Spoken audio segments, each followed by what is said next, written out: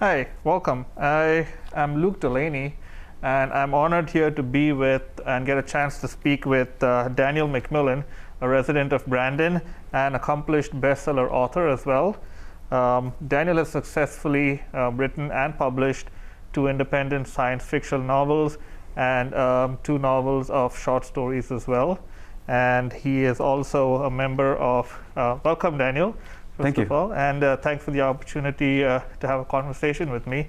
I really appreciate it. And let's start by talking about this group that you're part of called the Brandon's Writers Collective.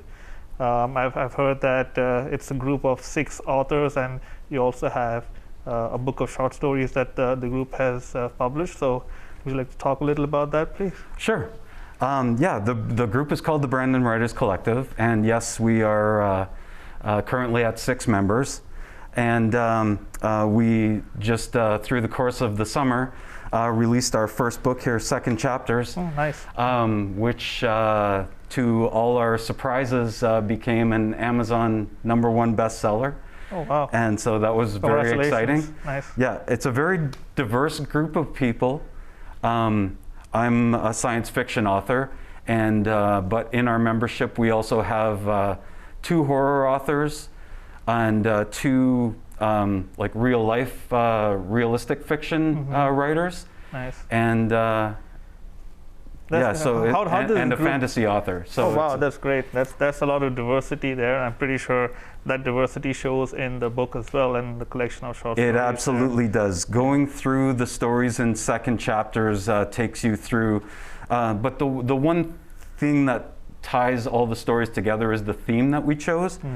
And the reason for the title Second Chapters was each story relates a character's opportunity at having a second chance in their life somehow, getting another kick at the can, so to speak. Right, nice. And how they handle it and what they choose to do with it. Because I think everybody, people just in the course of their lives, they get second chances and they get second opportunities, but those opportunities can be handled in such different ways that there are 6 really different looks at getting second opportunities in there. Nice. So I like that it has a diversity of genres, but then there's a central theme that brings all the stories together. That's really nice. They're all tied together by that central theme. That's good, absolutely. That's good. So moving back to you and your background and how you got into writing, most especially how you got into the science fiction genre. So going back, what was that one thing early in life that kind of attracted you to the science fiction genre and to science in general? You know what? This goes way back to childhood. I mean, I grew up on a farm in Northern Ontario, and we only had 3 channels available to us at the time.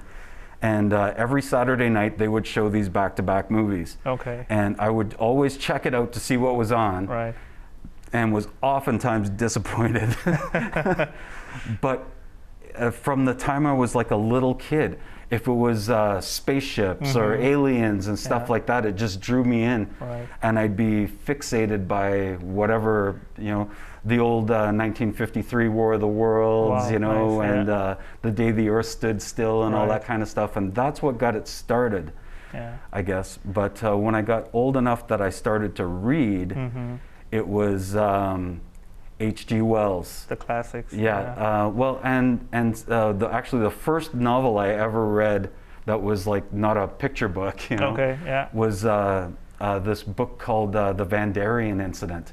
It's a little tiny scholastic book, but it was a chapter book. And I must have read that thing. Well, I read it until the cover fell off, and over and over, and it occurred to me, even as a little kid, that somebody did that. It wasn't just this magical thing that appeared. Somebody had this idea for this story and wrote it all down for me. And that I was able to partake of that because of what someone else had done. That's and I thought that was really cool. That's good insight, because it's a work of art where somebody has an idea and puts it down on paper and is able to communicate it to a larger audience and get someone like you at that age attracted to that genre and attracted to that story. So yeah, absolutely. Yeah, but it's always been science fiction. Well, combined with a few other things though too. Loved all the science fiction movies. Was a Star Wars movie from the day I first saw it. Star Trek, was a big thing. And all of it, no matter how good or bad it was. Battlestar Galactica, Buck Rogers, I don't know if you remember that, like all that stuff that was on in the 80s. Loved it. And so now have had and James Bond. I'm a huge Bond fan. Oh and so that's kind of bled over now, where I kind of do a bit of genre crossing, because the Ascendancy series, Eve of Ascension and the other Ascendancy books, are about a dystopian future, and it's very sci-fi. But the series that I'm working on now, the Lauren Alasia series, was largely inspired by The Saint, the Leslie Charteris books, and the series with Roger Moore. I don't know if you're familiar with that. And also by Robin Hood. Oh, really? Yeah. Because I was always intrigued by those two characters particularly, because they always did what they felt was morally right. Correct. Even though that oftentimes flew in the face of the laws of the time, or the situation that they found themselves in. But they were always helping people, and yet the police were after them, and it was like, why are you chasing Robin Hood? He's a good guy. He's a good guy, exactly. You know, and so tried to capture that. And so with Lauren Alasia, have kind of put her in a situation where she will disregard the law entirely if she feels that it's morally the right thing to do. And so she finds herself in these different situations. And so the first book is kind of a heist and con story. And the second book, which will be coming out in October, is like there's a lost temple, and it's an adventure story. Like Indiana Jones or something like that. Exactly, So even though it happens in the science fiction world, I'm touching on all these other genres that I really appreciate. And then the third book, which I'm drafting right now, is kind of an espionage thriller, whodunit. Almost it's not a mystery in terms of that you don't know who did it and they're trying to figure out who, but it has that tonality to it of that's amazing. And that's basically science fiction.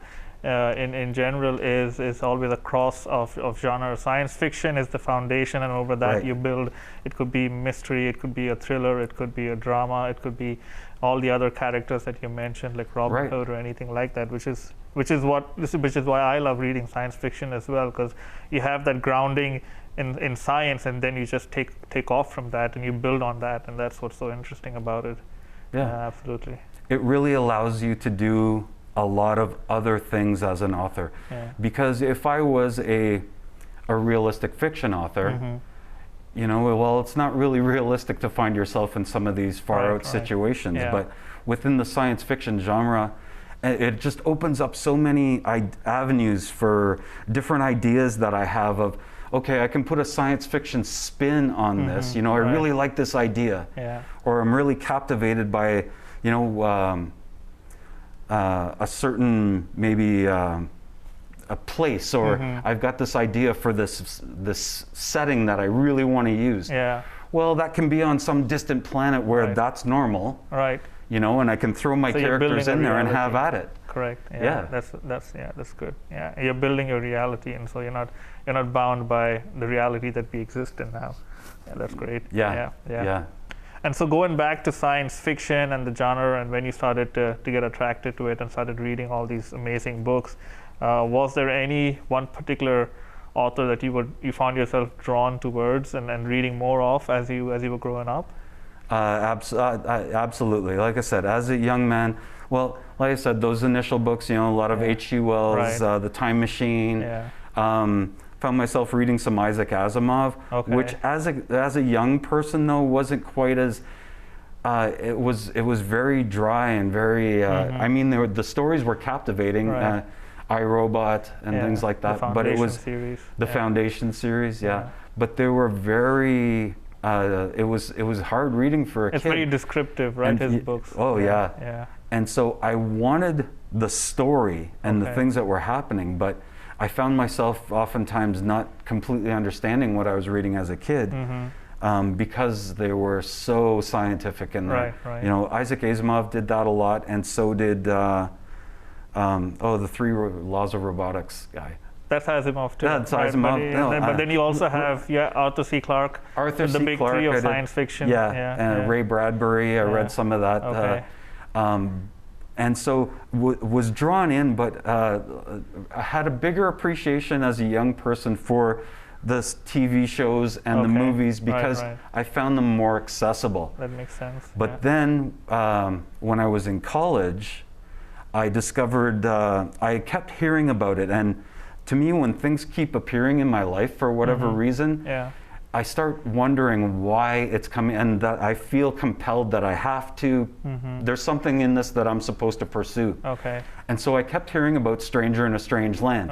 It came up in song lyrics, and it came up in just all these different contexts. And eventually I was like, okay, that's it. I have to, I have to get my hands on this book. I've got to read this book. And so Robert A. Heinlein, Stranger in a Strange Land. And I got the original unabridged version, which his wife released after his death. Wow, that's amazing.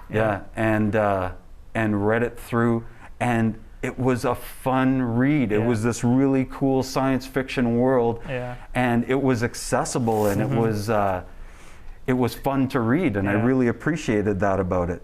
And so I went on to read Friday and The Moon is a Harsh Mistress. The Moon is a Harsh Mistress. I love, is one of my favorite, my favorite science fiction books. And I now have a pretty substantial Heinlein collection. Very nice.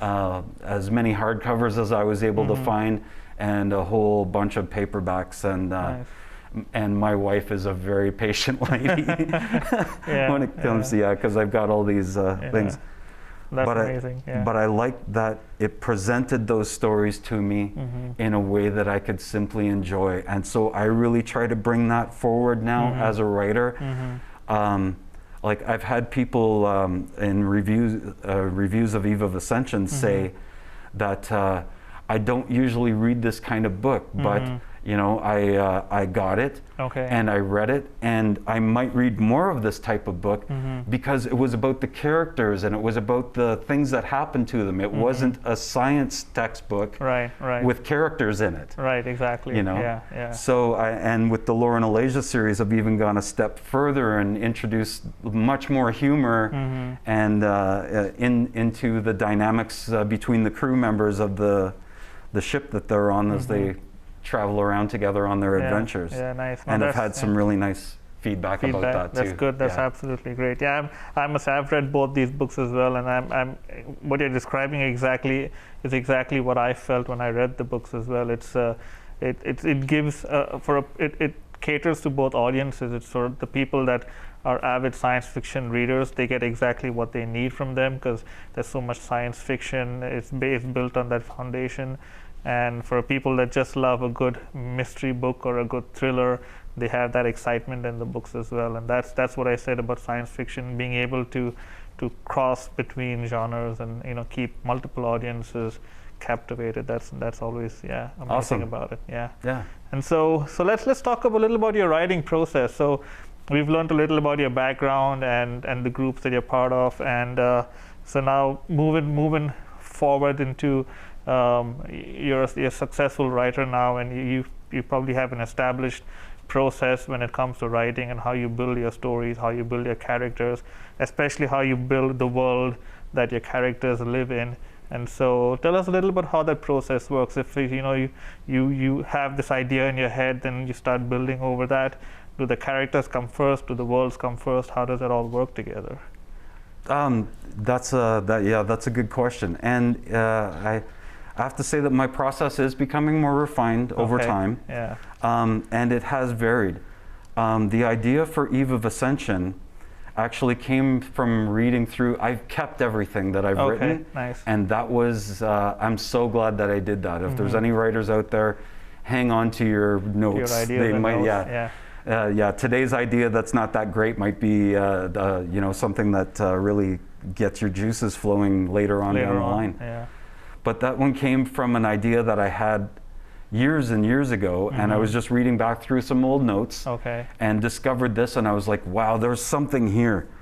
And it was the idea of, in this case, it was the idea that came first of a concept, which was that what if a government went so far in oppressing their people that the people rebelled, the government officials go up to a space station and they actually divert an asteroid that was just going to miss the Earth, and they hit the Earth with it to bring the population down to a level that they could manage. And then they go back down and introduce, hey, we can those people who survived this thing, we can save you. And all we ask in return is that you do everything you can to advance our society through innovative technologies and dedicating, yourself to the betterment of the society, which really meant to the betterment of them. Of the government, And so that one kind of came out, and then the characters came in. And but it was based around that concept. And then I plotted out how the 3 books were going to go, and then did the first one, and I'm in the process of doing the other 2 books, but it's a very complex story, and I really want to tell it well. So I'm taking my time with it, so that the finished product is like it can't just be good. It has to be great. It's got to live up to the promises that are made in the first book. Yeah, I understand that. Yeah, that's great. Yeah. And so I remember reading something in your website, and that really caught my attention. And I'd like to know more about what you mean there. But it was about how the characters that you start to develop take a life of their own. And at times the characters might do something that upsets you, or the characters might do something that makes you happy that they've done that. And that's a really interesting concept, because as a reader, I'm always under the impression that a writer is controlling every single piece of that story. But then what you said makes total sense, that you want a character to be real in a way that a reader can relate to it, and it might do something that is not in tune with its personality, or something that you might not agree with. So could you explain a little more about what you meant there? Sure. That is kind of funny, but it is something that happens. So when I set out to start a novel, and in the case of the Lauren Alasia series, Arc of the Hellion, and the other books, like I said, they came from that Robin Hood the Saint kind of character that I wanted to do, built from there. But I plot out my books fairly, not to the, there's some room there for variance and for things to be dynamic and to grow as I go. But I know the major points that I'm going to hit. But I don't know necessarily how I'm going to get from the hook and the beginning of the story to the first plot point and through to the midpoint and the different points of the book. I don't always know. It's like, okay, this is where I'm starting, and I know I have to get to the next point. And I just start my characters on their adventure, and off they go. And sometimes they'll do things, and I'll be shocked that I can't believe she said that. Oh my God, what a horrible person. Exactly. To the point where sometimes I kind of question, I think I like to think I'm a pretty decent guy. But, I'm surprised I wrote that, or I'm surprised my character But some of the stuff that comes out of it, especially with the villains and the, and some of the, let's say, less moral characters or whatever, it's some of the things that they come up with that originated from my head. And so, sometimes, so that is one thing that can happen for sure. But with certain, when certain things happen, I guess I don't realize until it's happening how invested I am in these characters that live in my head. So for example, in Eve of Ascension, I had to write a very heart-wrenching scene that happened after a crisis between two characters, and the aftermath of that crisis. And when I came out from writing that scene, I was not well. Like I was actually, it affected me emotionally, and to the point where my wife asked me, like, "Are you okay? What happened?" Because she thought there was some event that had happened that she was unaware of, and I suppose, in a manner of speaking, there was. But it was like, you know, it was Ray Shannon Baxter. There was this. There was this thing that happened to them, and it was really bad, and you know, and it left me. Like not functioning for the remainder of that evening. I had to settle. Yeah, I can totally understand that, and so that makes me realize that a scene like that, you're developing it as you're writing or as you're typing. It's not a scene that you have in your head that you're thinking about. It's a scene that just comes naturally as you're moving the story along. Well, like I said, I know that a certain something has to happen to advance the plot to the next, you know, to the next plot point. But I didn't see that coming. I didn't know that exactly was how it was going to play out. And so when it played out that way, it just touched my heart so deeply that, you know, it gave me this really strong emotional reaction. And at first I felt kind of bad about that. Not like, you know, that I felt I had done anything wrong or anything like that. But it was just like, I don't know if I want to go through this all the time, you know? You're emotionally attached to your characters, right? And, But then I thought later, you know what? If I had that kind of a reaction to, like, I want those reactions now as I'm writing. You know, to think that something is really funny or unexpected, you know, like, oh, you know, I didn't see that coming, you know, and then I want to find out what happens next. So it's clackety clackety clack, and I'm like, oh, this is, you know, this is really exciting, and what's going to happen next? Or that there's something that's really deeply emotional and that, you know, that pulls at your heart and makes you feel something deep, because I think if I'm experiencing that as I'm producing it, then hopefully the reader experiences it as they're taking it in on the other end. Absolutely, that's a really good point. That, you know, you're getting the emotions that you would hope your readers would also get, and that's a certain level of satisfaction that you're able to generate those emotions while you're writing. And it makes it sound like that it's not just the finished product that you're satisfied with, but it's the entire process that gives you that satisfaction as you're writing, as the process moves along. Absolutely, yeah. That's amazing. That's great to know. And as a matter of fact, when I'm producing something, I'm fully invested in it, completely invested in it. But once it's gone through the whole process and I've done, you know, first draft, and it goes off to what's called beta readers, which actually you've helped me out with a couple of times now. Where you look at something that's still in a rough, unpolished state and make suggestions back to me, and I use those suggestions to further polish the book. And then it goes off to the editor for the editing process, and then comes back to me for its final revision, and then it gets published. And to me, once one of my books has been published, it's not that I lose my investment in it. At that point, the only thing that matters is the readers and what they think of it. But in terms of my investment, that one's done now, and there's nothing more that I can do. And so it's on to the next project, and that's how actually through since March of this year, I left my workplace due to COVID, and so was at home, but decided at that time that I am not going to be sleeping in every morning. I'm not going to be, you know, I'm going to get up in the morning and I'm going to do an 8-hour workday. But I'm going to be writing. And so in that 5 months, I was able to produce more Deceptive Visions, which is a collection of 3 short stories. And I was also able to write 2 novels, one of which, Arc of the Hellion, has already been released. And the second one is ready now to be released in October, and I'm drafting That's amazing. The next one. Yeah. But you know, that's I wanted that time to be productive. So right. No, that's amazing. Yeah.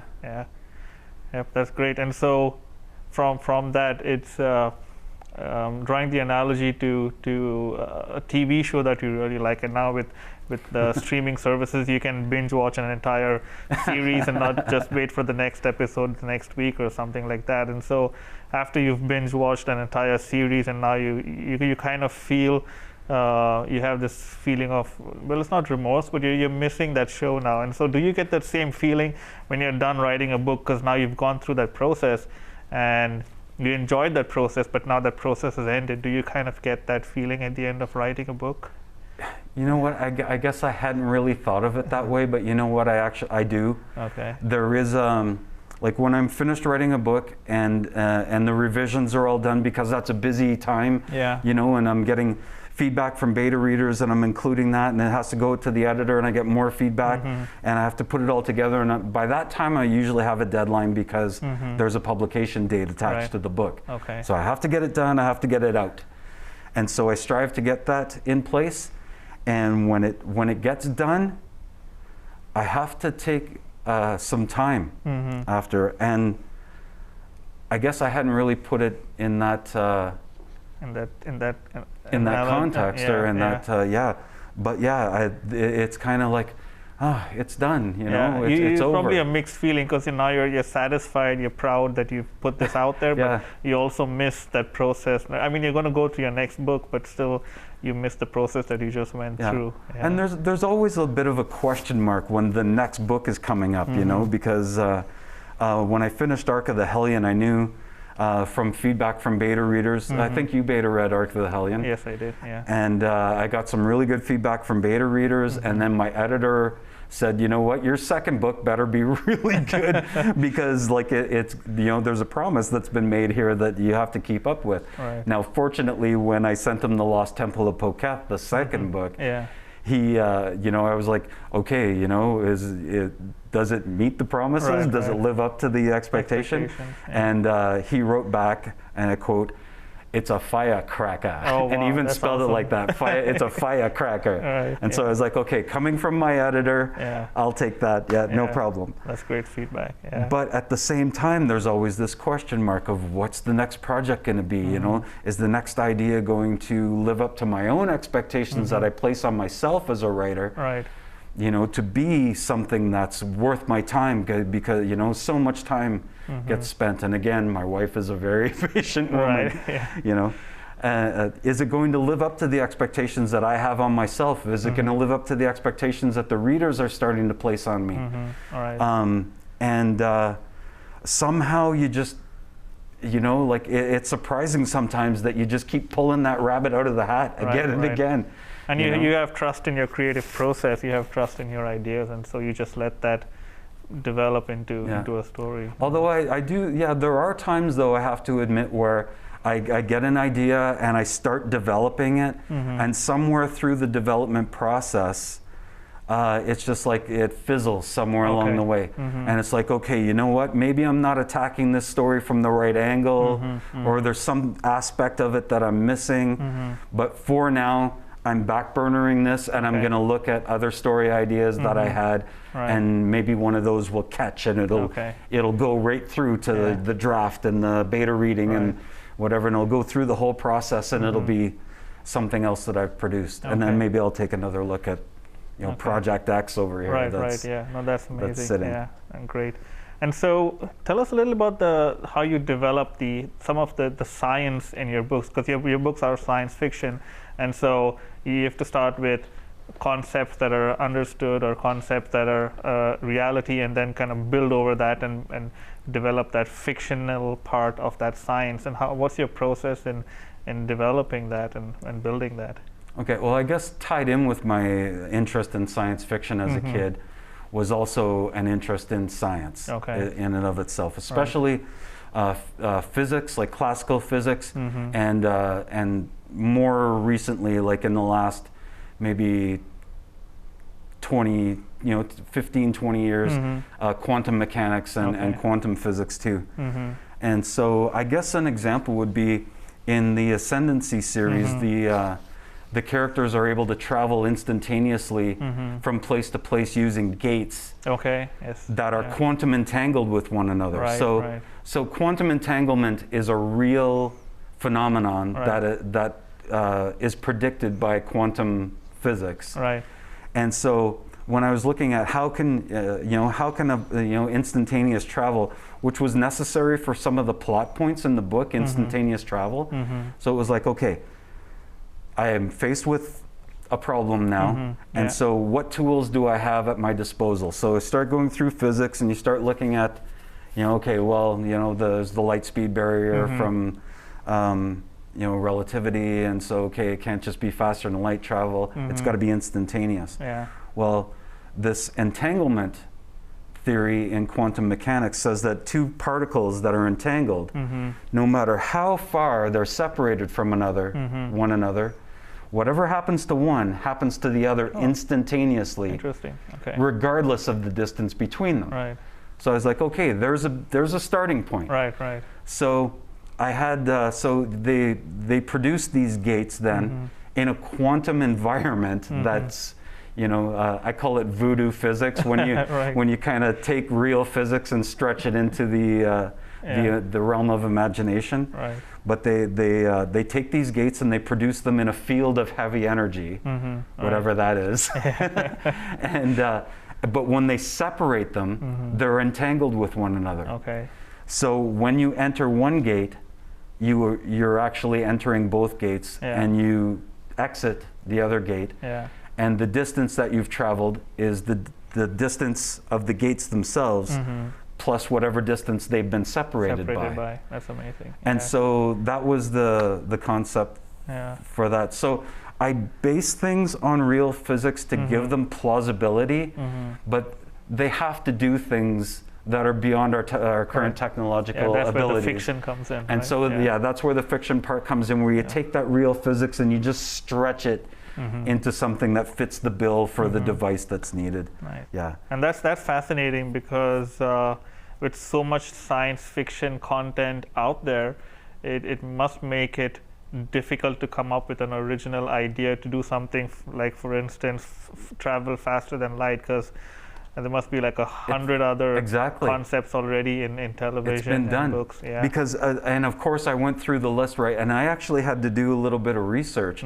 because it was like, can't use warp drive, can't use, can't do this, can't do that, and the list started getting longer and longer, and it was like, well, I have to do something, so just started looking at, okay, what else could potentially cause this phenomenon, or phenomena, and then just start piecing it together from there. Yeah, that's amazing. And I really enjoyed those original ideas when I read the books, because like you mentioned about the gates, because the first thing when you talk about transportation from one place to the other, you think of Star Trek, right? And beam me up, Scotty. But it's you actually came up with an original idea in that case, and also with this other book here, and faster than light travel. So you just made it harder for the next science fiction writer to come up with an idea, because you've taken those two ideas already. But it's I had to figure it out, so they're going to have to figure it out. I'm just kidding, but I really appreciate the originality in those ideas. Yeah. No, that's cool. Yeah.